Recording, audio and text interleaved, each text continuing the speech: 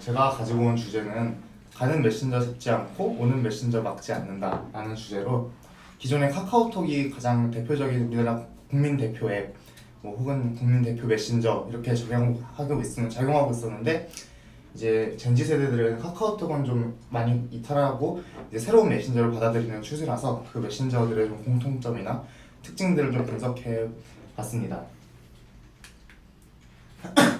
우선 가장 많이 사용하고 있다는 채팅 앱 메신저 앱이 3개가 젠리, 페이스북 메시지예요. 페이스북 메시지 그리고 스냅챗이 이게 되게 그 아기 어플로 유명했었는데 이 어플도 채팅 기능이 있어가지고 이 채팅 기능을 되게 많이 사용하고 있다고 하더라고요. 우선 이 세 어플의 가장 큰 공통점은 기존에 이렇게 메뉴가 3개로 구성되어 있다는 점, 이게 가장 큰 좀 공통점이었어요. 카카오톡 같은 경우에는 이게 5개의 메뉴로 구성이 되어 있는데 이 젠리나 페메나 스냅챗은 다 이렇게 3개로 구조가 되어 있고 또 첫 번째 맨 왼쪽에 있는 첫 번째 메뉴에는 다 채팅이 들어가 있다는 게 가장 공통점이었어요.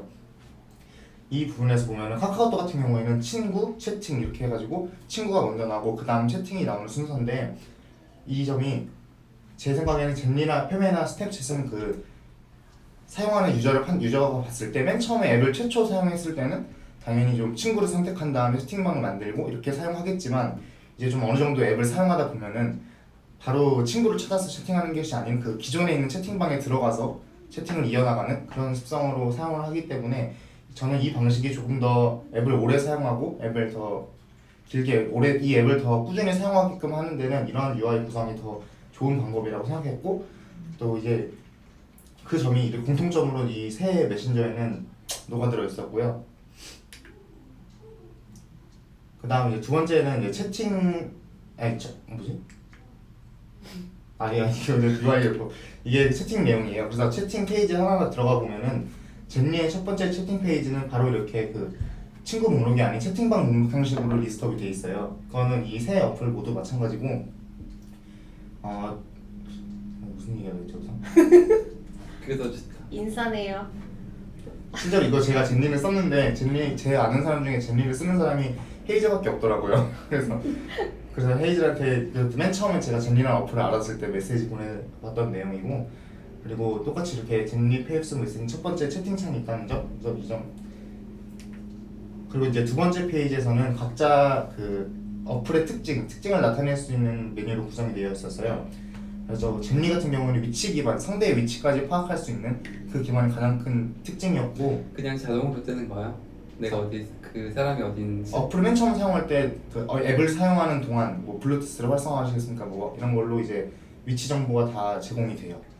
물론 이거는 자기가 원하지 않으면 얼음 모드, 구름 모드 해가지고 아예 비활성화 시킬 수도 있긴 하지만 그렇게 되면 이제 상대방의 위치도 볼 수 없고 그래서 근데 이 젠리를 사용하는 이유는 위치 기반 서비스가 가장 큰 특징이기 때문에 이 점을 배제하면은 아마 유저들도 다른 메신저를 사용하지 이걸 사용하지는 않을 것 같아요. 그리고 이제 페이스북 같은 경우에는 기본적으로 페이스북을 기반으로 한 메신저 어플인데 페이스북은 좀 특징이 별로 없었는데 그나마 특징이라고 보면은 인스타 스토리처럼 이제 얘네도 그 인스타의 스토리 기능을 흡수해 와가지고 페이스북 스토리를 만들어가지고 최근에 이렇게 상단에 게시하고 있는데 이 점이 그냥 특징 아닌 특징? 되게 좀 많이 차별화되지 않은 특징이었고 이제 스냅챗 같은 경우는 가운데 카메라가 있고 맨 처음 어플을 사용하면 바로 이 화면부터 나오게 돼요. 그러면 맨 처음에 딱 들어가자마자 자기 얼굴이 보이게 되고 그렇게 그렇게 진행되는 애플인데 이게 특징이 원래 스냅챗이 그 애기 노인 모드 노인처럼 사진 찍어주는 거 아이처럼 사진 찍어주는 거 이런 방식으로 처음에 좀 뜬 어플이에요. 그래서 스냅챗의 가장 큰 특징이라고 생각한 것이 이 카메라고 그래서 카메라 메뉴를 이 가운데 메뉴에 넣었고 특히 이 가운데에 있는 메뉴는 덤브존이라고 해가지고 엄지손가락이 가장 쉽게 닿는 부분을 해서 가장 클릭하기 쉬운 그런 영역에 위치한 것들이고 그래서 UI를 이쪽에 그 특징을 다 넣어뒀다고 그렇게 판단을 했습니다.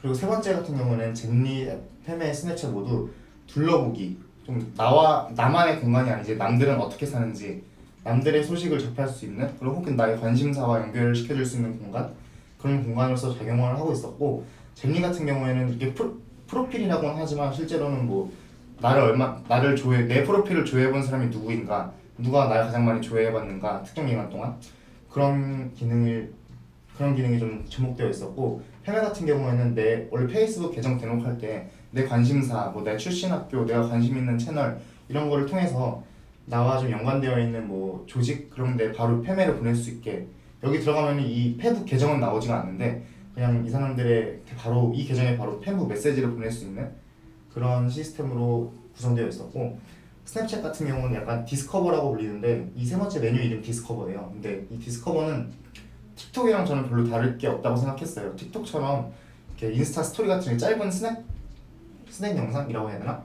그런 것들을 위주로 굴러가 있었고, 이건 되게 내 주변의 사람들이 나와 전혀 동떨어진 외국, 해외에 있는 사람들의 영상이 대부분이었고, 여기서 실제로 내 친구의 영상을 찾아보긴 힘들어요. 그래서 디스커버에서는 나와 정말 완전 나와 연관이 1도 없는 그런 사람들의 소식을 접할 수 있는 공간으로 작용하고 있었어요. 저는 되게 조잡하다고 느낀 거를 이 젠지들은 되게 신선하고 좀 흥미가 유발되고 시선을 어떻게 보면 가만둘 데가 없고, 그런 점이 젠지들이 느끼기에는 좀 저희와 뭐 기성세대와 완전 이렇게 취향이 다르다고 해야 되나? 아예 성향 자체가 좀 다르다는 생각이 들었어요. 그러면 이들이 그 우리가 잘 이해하지 못하는 UI UX 중에서 네. 어떤 요소를 재미로 받아들이는 것 같아요? 정말 급해가지고 사진을 생각하고 있어. 뭘 찍고 있었구나. 컬린이 너무 말을 잘해가지고. 저 목소리 들렸어요? 목소리 엄청 커. 근데 아무튼 제 생각에는 그 예를 들어서 카카오톡에 메시지 채팅창 보면은 그 사진을 보내려고 하면은 어디 메뉴에 들어가서 또 이렇게 보내야 되잖아요. 근데 이 어플들은 공통적으로 그런 것도 없었어요. 바로 그냥 한번 원클릭으로 사진 카메라로 바로 이동을 하거나 사진첩으로 이동을 해서 바로 거기서 사진을 보낼 수 있는 그런 구조였는데, 좀 복잡함을 싫어하는 것 같았어요. 복잡한 걸 싫어하고 정말 내 패턴에 맞추는 어플을 원하는 것 같았어요. 근데 정말 이게 그들의 행동 패턴이라고 보거든요. 그래서 이런 공통점들을 찾고 젠지들이 많이 이용하는 플랫폼을 찾아서 이들의 공통점을 찾는 게 과연 그게 바로 그 젠지들의 습성이지 않을까? 라는 생각을 하면서 마치겠습니다.